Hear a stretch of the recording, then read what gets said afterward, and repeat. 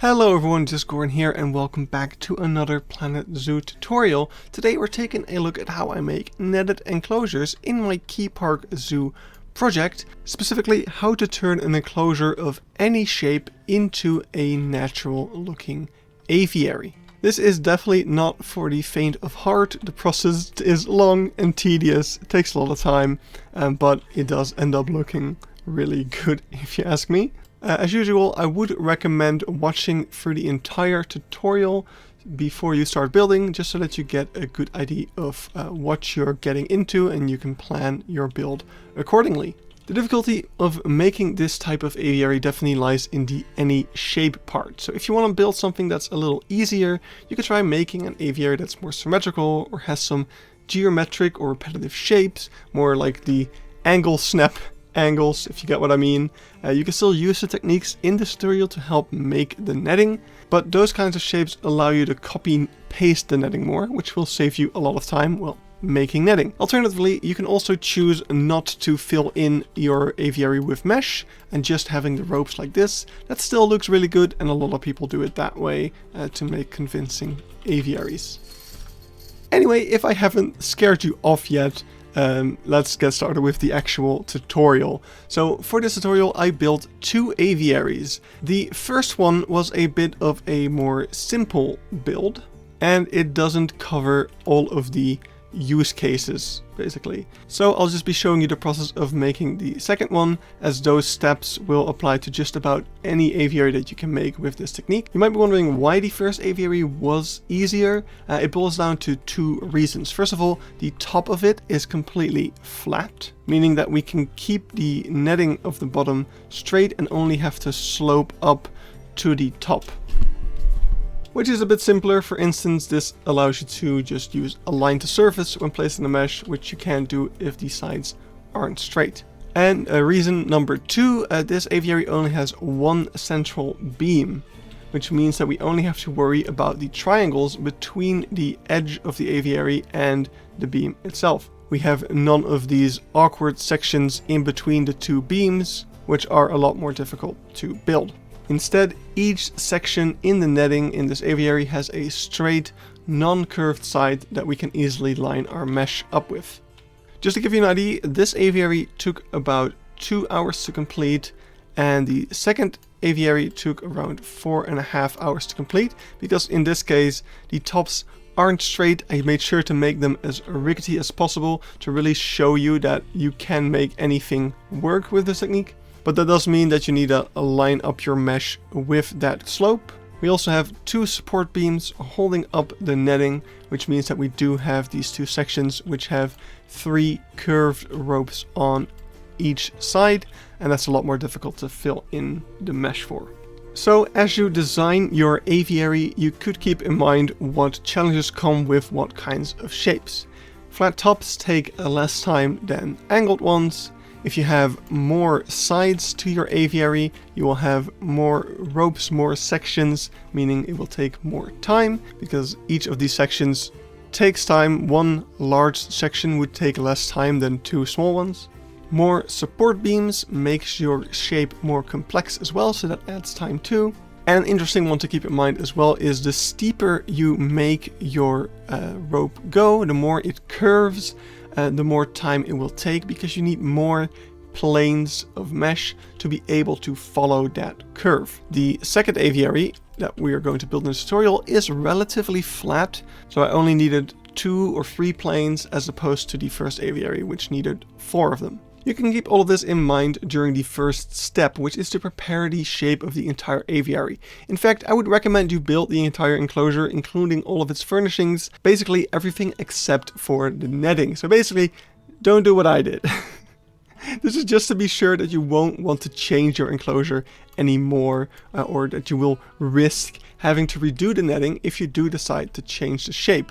So just before you start doing the netting, be absolutely sure that you won't want to change the shape anymore. And of course, the best way to do that is to just build everything. Something worth mentioning is that in case of this aviary, the sides of the enclosure are built with mesh pieces as well. Generally, I would recommend using the chain link barrier, because this makes it a lot easier to make the angled tops very nice. You can also make the pieces any size you want without any difficulty, especially if you're using free build.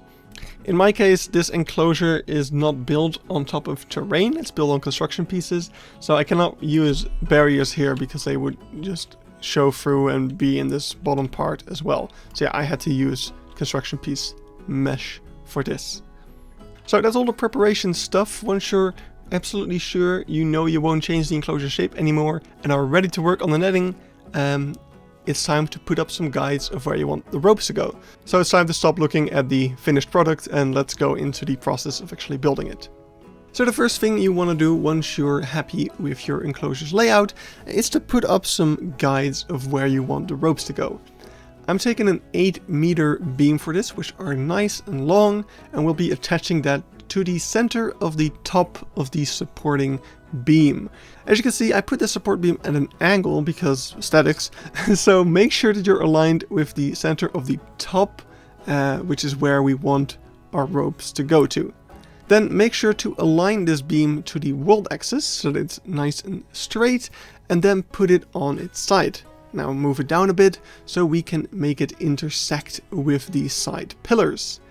Then it's just a case of copying the beam while rotating around this center point, crossing each point where we want to attach a rope to. I'm just going for each of these little beams on the sides, so we have a large amount of ropes, which will look really good. We will be able to use these beams to align our ropes in such a way that they will always point towards the center. If you're building a very large aviary and 8 meters isn't quite enough for you, you might have to use something like the mud pillar technique to be able to rotate the beams around the center. I recommend that you color half of the beams differently so that you have one side that you will use to intersect the beams and another side that you can easily recognize needs to be deleted because those likely won't be intersecting much if you have an irregular shape. So with your reference laid out, it's time to place our first rope. Just start wherever you want really, though I would wait with filling in the triple curved sections until the end. You can use whatever piece you want for the rope. For my first aviaries I used the cable pieces, but now we actually have these rough ropes which have a 1/2 meter version, and I also really like the texture of it, so from now on I will be using this one, but you can use whatever you want, of course. If you do decide to use the cable pieces, I would recommend you use the thicker one, since it will give you a bit more room to cut corners when doing the mesh, saving some work. You'll see what I mean when we get to placing the mesh. To put down your rope, make sure you have position snap and position snap rotation enabled and line up your rope with the beam. Then just move it to wherever it needs to start. From here we can gently slope it upwards in a nice curve. I tend to kind of just eyeball this. There's really no science to it. Well, I guess there is the science of like physics and gravity and all that sort of stuff, but don't worry. Just take a step back every now and then, see if it looks natural, and make adjustments until you have something that seems right. I'm sure you can do it. It's pretty important to get the shape of the ropes just right, because that is ultimately what gives shape to the enclosure, since the ropes stand out much more than the mesh does. So if the shape of the rope looks off, it's more easy to notice than when the shape of the mesh looks off. This is also another reason to go with the thicker cables if you decide to use cables instead of the rough rope, since the thicker cables also stand out a bit more than the thinner ones, so that also helps in that regard. Once you're happy with the rope, it's time to start adding a placeholder for the mesh. Since the mesh is mostly transparent, it's super hard to tell where it is actually placed down. That's why instead I first place down arch shapes wherever the mesh is supposed to go. First, line up the arch shape with the side of the aviary using align to surface, then align it with the top slope of the side using what's in my case the red axis. It could also be the blue one for you depending on which piece you're using and how it's rotated. If you're building a flat-topped aviary, this of course isn't necessary, since when you align it to surface with the side, it's also going to be aligned with the top because the top is flat. It's important to never ever touch the green axis, as this would change the direction of the mesh, and we want to keep all of our mesh pieces going in the same direction so that the mesh can be lined up and overlapped seamlessly. After you've aligned the arch shape with the side and the top of the side, you can start to follow the slope of the rope with your arch shapes. You can do this using the other axis, blue in my case. Make sure not to change the angle of these sides anymore. This is to keep the seams between the slopes straight so that we can seamlessly blend the pieces of mesh together. If you can, try using as few arch shapes as possible for this, just to save time when actually placing the mesh. Since the fewer of these planes you have, the fewer planes you will then have to cover up with mesh.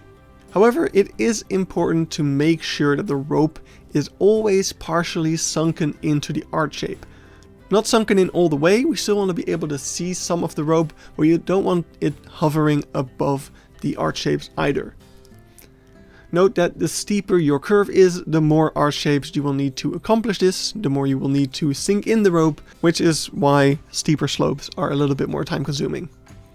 Anyway, by making sure the rope is always slightly sunken into the arch shapes, once we replace the arch shapes with mesh, the mesh will also always be touching the rope and appear to follow its curve, even though the mesh is actually a lot more angular than the rope. If you want, when you're done placing the arch shapes, you can alternate the colors of them, so it's a little bit easier to tell whenever a new shape starts. Before we start to put the mesh in, we first want to place our second rope, so we can then fill the space between the two ropes with mesh.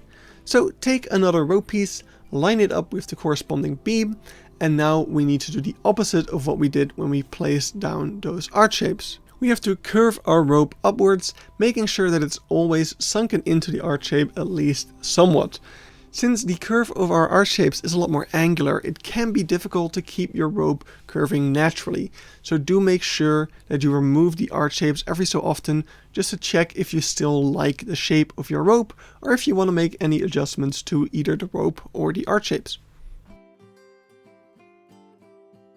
Once you've got both ropes in place, you can start putting in the first bit of mesh, starting at the bottom and working your way to the top. In my opinion, chain link mesh pieces work best for this.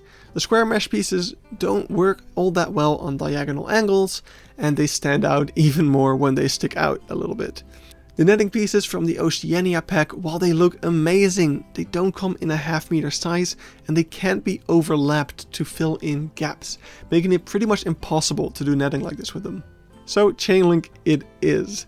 Start to advanced move or advanced duplicate your arch shape and select a mesh piece.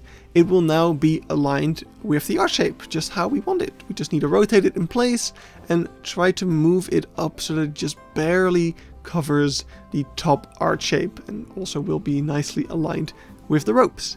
Now line it up with the side of the enclosure.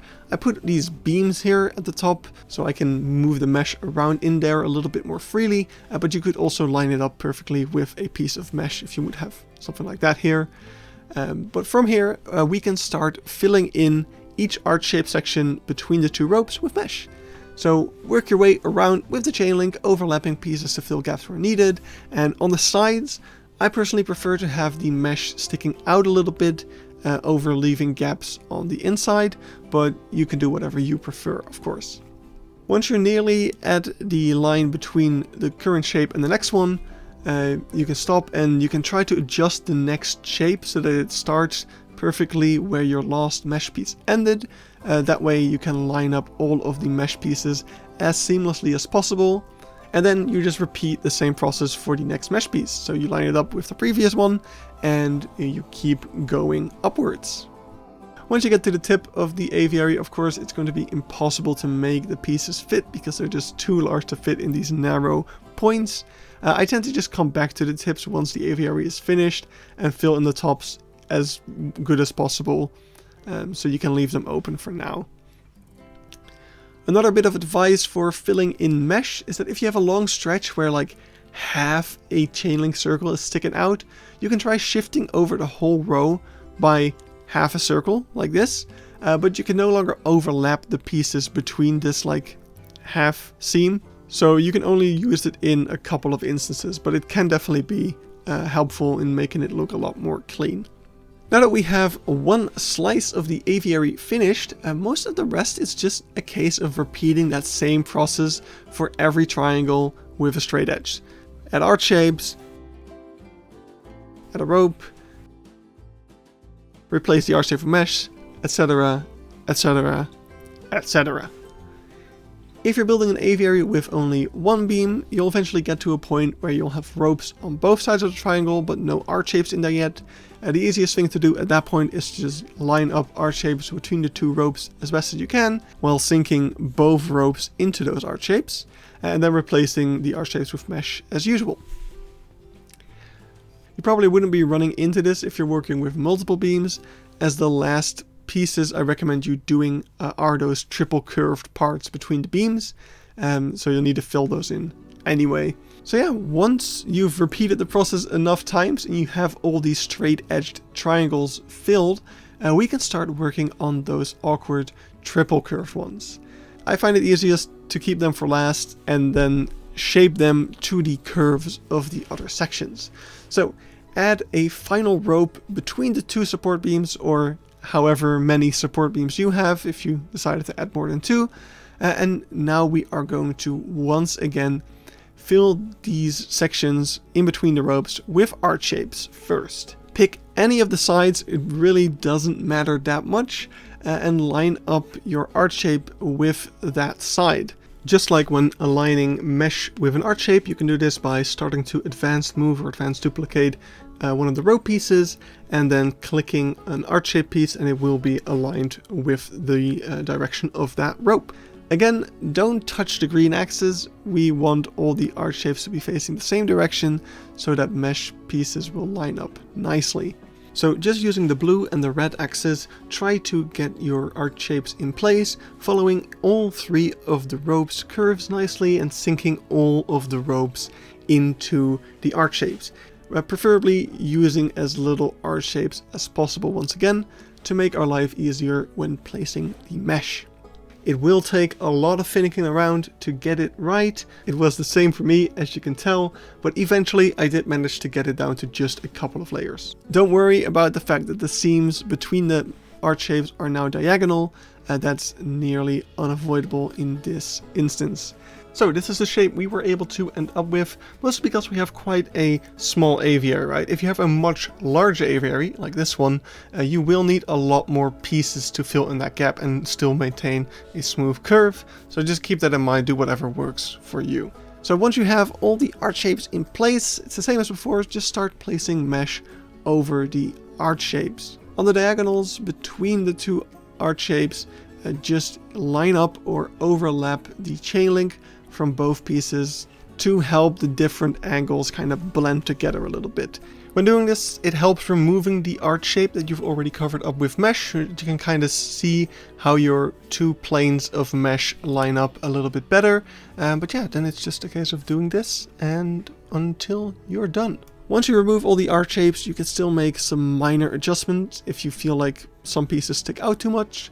But that is how you can deal with those triple curved bits. So just repeat that for how many of those sections you have and you should be finished. You can use this same technique for the triple curved ones to make really all sorts of interesting netting shapes, like having 4 curved sides of like a piece of netting hanging between 4 beams. But I'll leave that for you to experiment with. I've shown you the basics. You can really take this as far as you want. So there we have it. That was everything that I had to tell you about making natural looking netting. I hope that made sense. If anything was unclear or if I was going too fast, you can leave a comment and I can try to explain it a little better. But you could also check out the live streams of me netting over the second enclosure. There you will see everything that I've shown you here, but in real time for pretty much everything. I did a little bit off cam, but most of it is all in those 2 streams, so you can really see every step in much more detail. So yeah, check that out if you're interested. But that is really all I have to share with you about making netted enclosures. So that's all from me today. Thanks for watching and happy netting.